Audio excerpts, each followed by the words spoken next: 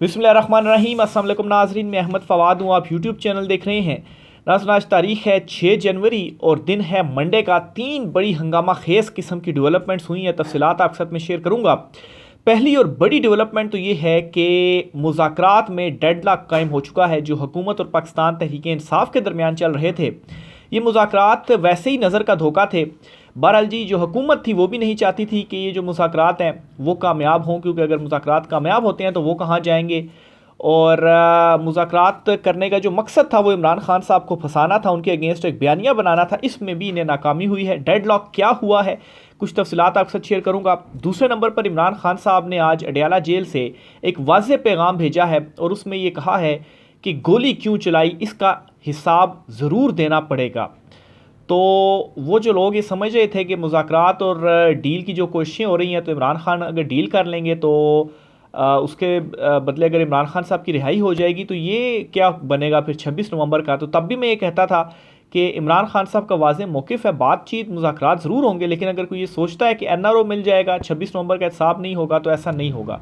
इमरान खान साहब ने आज ये क्लियर किया, इस पर भी डिटेल्स आपके साथ में शेयर करूँगा। और आखिर में जी, तोशा खाना 2 केस, इस्लामाबाद हाई कोर्ट से एक ऐसा फ़ैसला सामने आया है जिस फैसले ने पूरी प्रोसिक्यूशन टीम को भी उड़ाकर रख दिया है। और ऐसे ऐसे उस फैसले के अंदर जो हक़ाइक़ हैं वो लिखे गए हैं कि ये केस तो बनता ही नहीं था इमरान खान साहब के ऊपर, लेकिन ये केस बनाया गया। इस पर भी कुछ एक्सक्लूसिव डिटेल्स आपके साथ शेयर करूँगा। आगे बढ़ने से पहले अगर आपने चैनल को सब्सक्राइब नहीं किया तो इसे सब्सक्राइब कर लें। वीडियो अच्छी लगे तो लाइक कीजिएगा और शेयर भी ज़रूर कीजिएगा। पहली बड़ी डेवलपमेंट की जानिब नाज़रीन बढ़ते हैं। मुज़ाकरात में डेडलॉक इस वक्त कायम हो चुका है। और किस बात के ऊपर डेडलॉक है, और ये हुकूमती साइड से ये जो चीज़ें हैं वो सामने आ रही हैं। हुकूमती साइड ये कह रही है कि पाकिस्तान तहरीक-ए-इंसाफ ने अपने जो तहरीरी मुतालबात हैं वो अभी तक हमें नहीं दिए। हुकूमत पाकिस्तान तहरीक-ए-इंसाफ से ये कह रही है कि आप तहरीरी तौर पर हमें मुतालबात दें। अब हुकूमत से कोई पूछे कि पाकिस्तान तहरीक-ए-इंसाफ के मुतालबात, 2 मुतालबात हैं इमरान खान साहब के। उन्होंने कहा है कि इसके ऊपर फौरी तौर पर अमल हो सकता है और उनके ऊपर अमल दरामद हुकूमत जो है अगर करना चाहती तो कर सकती थी, लेकिन मुसलसल ये कहा जा रहा है जी कि जो तहरीरी मुतालबात हैं वो आप हमारे सामने रखें। अब तहरीरी मुतालबात अगर रख देती पाकिस्तान तहरीक-ए-इंसाफ तो ये भी एक रस्मी कार्रवाई थी, क्योंकि जब आपकी गुफ्तगू होती है तो उस गुफ्तगू में जो मुतालबात रखे जाते हैं उसका एक एलामिया जारी होता है। वो चीज़ें एलामिया में भी आ सकती थी और एलामिया के ज़रिए पब्लिश भी हो जाती। तो मुतालबात तो सामने रखे हुए हैं, लेकिन असल में हुकूमत ये बयानिया बनाना चाहती थी कि ये देखें हमारे पास तहरीरी तौर पर PTI के मुतालबात आ गए हैं और इमरान खान NRO और डील जो है वो मांग रहा है। अब इमरान खान साहब के 2 बड़े सिंपल से मुतालबात थे। पहला मुतालबा इमरान खान साहब का ये था कि 9 मई और 26 नवंबर के मामले के ऊपर जुडिशल कमीशन बनाया जाना चाहिए और सीनियर तरीन जो 3 जजेज़ हैं वो जुडिशल कमीशन में शामिल होंगे। और दूसरा सियासी कैदियों की रिहाई है।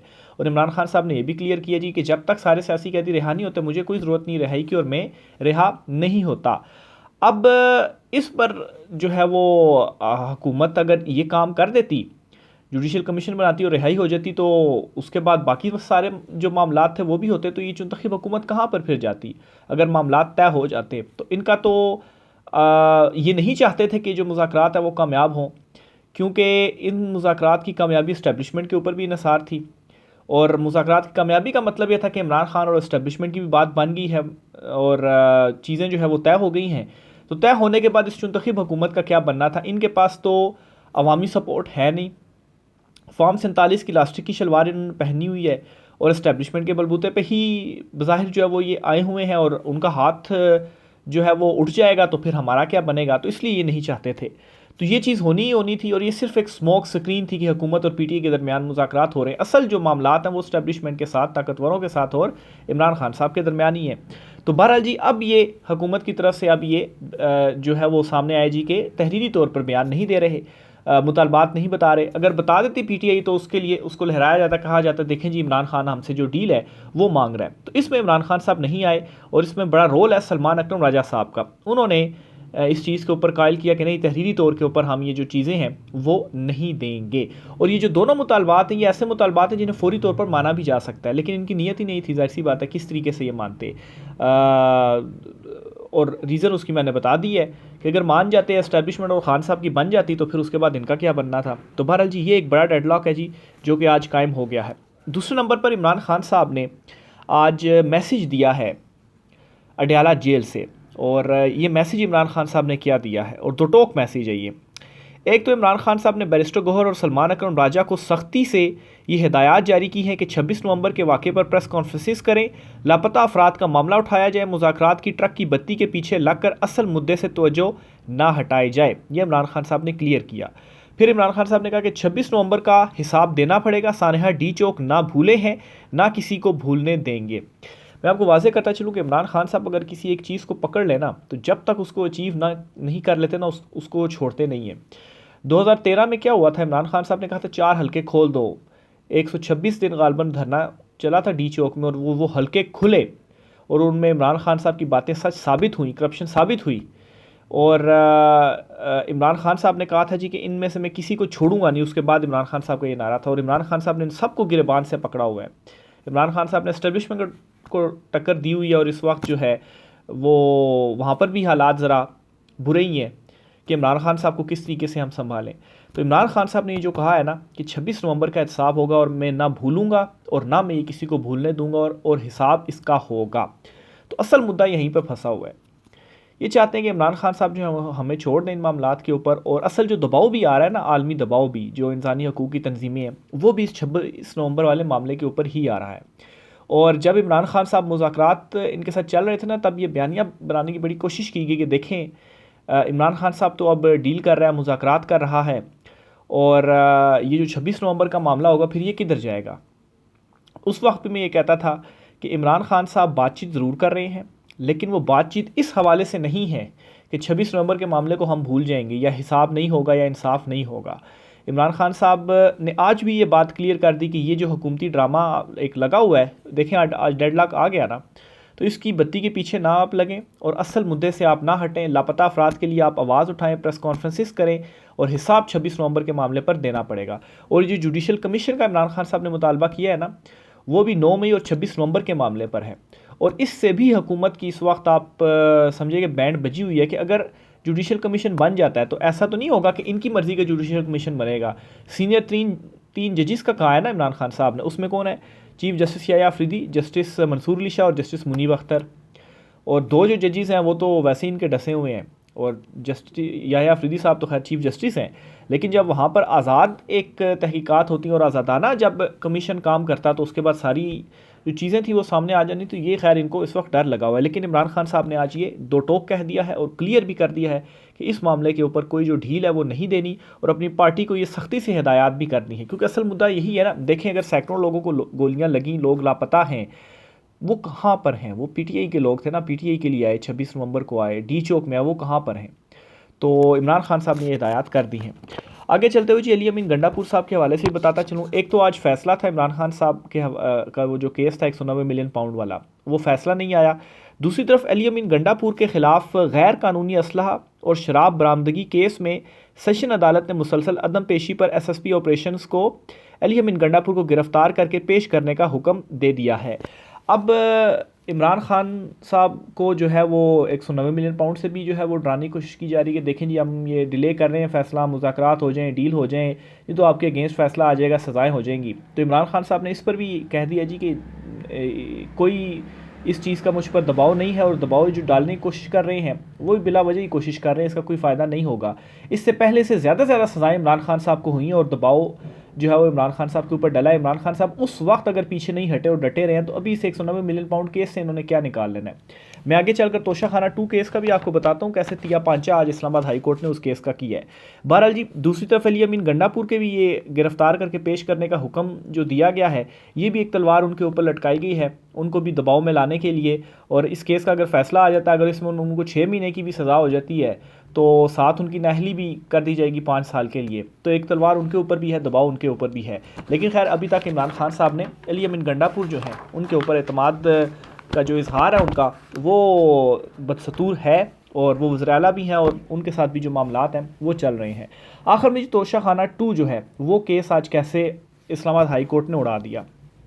देखें ये केस था क्या कि इमरान खान साहब के अगेंस्ट क्या बनाया गया और कैसे बनाया गया, और कैसे पूरे का पूरा कानून पहले तब्दील किया गया, और फिर उसके बाद इमरान खान साहब पर ये जो केस था वो बनाया गया। जो असल कानून है तोशाखाना के हवाले से वो ये है, जो पहले था जब इमरान खान साहब को गिफ्ट जो थे वो तोहफ़े जो थे वो मिले थे, कि जब भी अगर आपको कोई बाहर से गिफ्ट मिलता है तो इसकी जो रसीदें हैं वो लाजमी जमा करवानी होती हैं। ये असल में कानून था, लेकिन इमरान खान साहब पर ये केस बनाने के लिए कानून तब्दील किया गया और उसमें ये लाया गया कि रसीदें भी जमा करवानी है और साथ में जो तोहफ़ा है वो भी जमा करवाना है। अब इमरान खान साहब ने तो पहले के तहाइफ लिए हुए हैं और बाद में ये कानून तब्दील हुआ। अगर इमरान खान लागू करना ही है इस कानून को, तो वो तो जब ये कानून बना उसके बाद से लागू हो सकता है, उससे पहले कैसे लागू हो सकता है। मिसाल के तौर पर एक कोई मुजरिम है चोरी का, कानून के मुताबिक जी उसको सज़ा दे दी जाती है, उसके ऊपर चोरी साबित होती है, उसको जो है वो 3 महीने की सज़ा सुना दी जाती है कैद की। 3 महीने बाद वो रिहा हो जाता है और उसके बाद एक कानून बनता है कि जो चोरी करेगा उसको 6 महीने या 1 साल की कैद होगी। तो क्या उस चोर को आप दोबारा से गिरफ्तार करके 6 महीने या 1 साल की दोबारा से आप उसको कैद रखेंगे, हालांकि वो तो रिहा हो चुका हुआ है, उसकी सज़ा जो है वो पूरी कर चुका हुआ है। तो यहाँ पर तो मसला ये कि इमरान खान के अगेंस्ट कुछ साबित भी नहीं हुआ अव्वल, और दूसरा कानून ही चेंज किया गया और इमरान खान को सज़ा देने के लिए खाली जो कानून है वो चेंज किया गया। अब हुआ क्या जी, इमरान खान साहब ने रसीदें जमा करवा दी थी। ये इस्लामाबाद हाई कोर्ट ने अपने उस फैसले के अंदर भी लिखा है कि कानून जो था उस कानून के मुताबिक इमरान खान साहब को जब तोहफ़ा मिला उसकी जो रसीदें थी वो इमरान खान साहब ने जमा करवानी थी, वो इमरान खान साहब ने जमा करवा दी। बाद में फिर आपने उसको चेंज करके जो केस था वो बना दिया। फिर जी ये भी कहा गया इस्लामाबाद हाई कोर्ट ने अपने फ़ैसले में कि कार्रवाई शुरू ही नहीं हो सकती थी, इमरान खान ने रसीदें जमा करवा दी थी, पहले वाले अमल पर ये इतलाक़ जो है वो नहीं हो सकता। ये इस्लामाबाद हाई कोर्ट ने लिखा है। एक तरफ तो ये है ना जी कि जो शरीफ ख़ानदान है, अभी तक इन्होंने वो एवन फील्ड के जो फ्लैट्स वगैरह इनसे रसीदें मांगी जा रही थी तो अभी तक इन्होंने जमा नहीं करवाई, बस कहते हैं ये है वो ज़राए। मरीम नवाज़ कहती हैं जी कि वो उनके जो दादा थे वो एक किसान थे और नवाज़ शरीफ शहबाज शरीफ एक किसान बाप के बेटे हैं। और दूसरी तरफ जी शहबाज शरीफ जो कहते हैं जी कि हमारा तो उस टाइम ये था और हमारा बाप के पास ये था और हमारे बाप के पास ये था। तो ये तो इनकी हालत है, बयान भी इनके आपस में मैच नहीं करते। ऊपर से जी ये इमरान खान मतलब शरीफ ख़ानदान ने उस एवन फील्ड की अभी तक रसीदें नहीं दी, तो इमरान खान साहब ने इनकी भी जो रसीदें हैं उसके पास हैं और उसने जमा करवाई हुई हैं। तो असल मसला ये है कि इमरान खान के अगेंस्ट कोई केस बनता ही नहीं है, क्योंकि इमरान खान साहब ने किसी किस्म की कोई भी करप्शन नहीं की। तो अब इमरान खान के अगेंस्ट केसेस बनाने भी हैं, तो कैसे बनाए जाएं, ये जो हरबे हैं वो अपनाए गए और इन हरबों के ज़रिए इमरान खान साहब के ऊपर जो केसेस हैं वो बनाए गए। इन्हें कानूनी पूरा बदला और कानून बदलने के बाद इमरान खान के ऊपर केस बनाया, और कानून बदलने के बाद भी जो केस बनाया गया वो भी इमरान खान साहब के ऊपर ये प्रूफ नहीं कर पाए, किसी किस्म की करप्शन प्रूव नहीं कर पाए। तो इस्लामाबाद हाई कोर्ट ने ये जो फैसला सुनाया ना, आज इस पूरे के पूरे केस को इस्लामाबाद हाई कोर्ट ने उड़ा कर रख दिया है। 190 मिलियन पाउंड केस का जो फैसला है उसमें भी कुछ ज़्यादा नहीं निकलना, वो भी एक आप समझिए कि जाली केस है इमरान खान साहब के ऊपर। बहरहाल जी दबाव डालने के लिए ये समझते हैं कि अभी भी ये इमरान खान साहब पर उस केस के ज़रिए दबाव डाल देंगे। बहरहाल इमरान खान साहब ने आज फिर से क्लियर किया कि उस पर दबाव नहीं डाल सकते। ये मरीम नवाज़ की जो एक तस्वीर वायरल हो रही है कल से, जो जो अरब हैं बादशाह, और जिस तरह से वो हैंड हग मुसाफ़ा मरीम नवाज़ साहिबा उनसे कर रही हैं, इस पर तारिक मतीन साहब ने एक बड़ी ज़बरदस्त ट्वीट सी की, आपके सामने मैं रखना चाह रहा हूँ। वो लिखते हैं कि जब आप अहम ओहदों पर हों तो मर्द ख़वातीन दुनिया भर में मुसाफ़ा करते हैं, और इसमें से दुनियावी एतबार से, दीनी नहीं सिर्फ दुनियावी एतबार से काबिल कबूल भी मानता हूँ। मगर मरीम नवाज़ साहिबा वो हैं जिनको नैब अफसरान के सामने तफ्तीश के लिए पेशी पर महरम नामहरम के मसाइल याद आते थे, अब क्या कहा जाए। तो बिल्कुल ये तनकीद भी हो रही है और सवाल भी पूछा जा रहा है, और फिर उस वक्त भी ये सवाल पूछे गए थे जब ये हमजा शहबाज से गले मिल रही थी, लेकिन अब जो है वो महरम नामहरम का बिल्कुल जो है वो ख्याल नहीं है और मुसाफे जो हैं वो किए जा रहे हैं। बहरहाल जी ये तो इनकी जो है वो असल जो इनके चेहरे हैं वो सामने आते जा रहे हैं। तो ये जी आज की कुछ आम तरीन तफसीलात थी। मैं देख लूँ अपने नोट्स में अगर कुछ मज़ीद भी है तो आपके साथ मैं शेयर करता चलूँ। बहरहाल देखें जो भी मज़ीद डिटेल्स होती हैं आपके साथ मैं शेयर करता रहूँगा। रह ख़ैर कीजिएगा, आज की व्लॉग से इतना ही, इजाज़त दीजिए, अल्लाह हाफ़िज़।